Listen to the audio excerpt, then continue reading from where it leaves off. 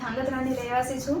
ધાંગધ્રામાં આવેલી રજવાડી હોટલમાં મહિલાને માન અને તેની સન્માનને લાંછન લાગે એવા કાર્ય કરવામાં આવે છે. ત્યાં આવેલી રજવાડી હોટલમાં શૌચાલયની અંદર અશ્લીલ ફોટા પાડે છે. ત્યાંના લોકો ત્યાં બ્લેકમેલ કરે છે કે અમે તમારા ફોટા વાયરલ કરી નાખશી. જો તમે અમારા ધર્મ પરિવર્તન કરી તમે અમારા ધર્મમાં આવશો નહીં તો અમે તમારા ફોટા વાયરલ કરી નાખશી. અને મને એવી ધમકી આપે છે કે જો તું તારા હસબન્ડને તો છૂટાછેડા નહીં આપે તો હું તારા હસબન્ડને છે ને હું મારી નાખશી અને છે ને તારા છોકરાને પણ અમારા તરફથી ખેંચી લેશી. એવી રીતે કરીને મને ધમકી આપે છે. પ્લસ કે એને મારી પાસે ઘણા બધા ટાઈમથી છેલ્લા 5 થી 6 મહિનાથી 2 થી 2.5 લાખ રૂપિયા કટકે છે બ્લેકમેલ કરીને છે ને મને પડાવ્યા છે. એમને મને એવું કીધું કે થોડા ટાઈમ પહેલાં તો ખજૂર અને ચોકલેટ ને એ બધું ખવડાવ્યું. પછી કઈ વસ્તુ મને યાદ આવી નહીં.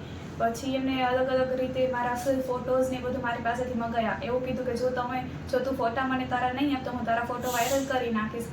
એ વીકના કારણે મારે અલગ અલગ જાતને મારે ફોટા આપવા પડ્યા છે. અને ત્યાં રજવાડી હોટલમાં ત્યાંના જ કિચનમાં નોનવેજ ને નોનવેજમાં ચિકન, બકરો, મચ્છી બધી જ વસ્તુ છે ને એની રસોઈ થાય છે. અને એમને આ બધી વસ્તુ મેં જોયેલી છે.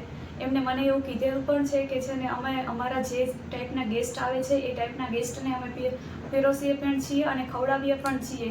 ભલે વેજ હોટલ હોય પણ એની અંદર નોનવેજના કાર્ય કરવામાં આવે છે. હવે ખબર નહીં આ વસ્તુ મારી એક જોડે થાય છે.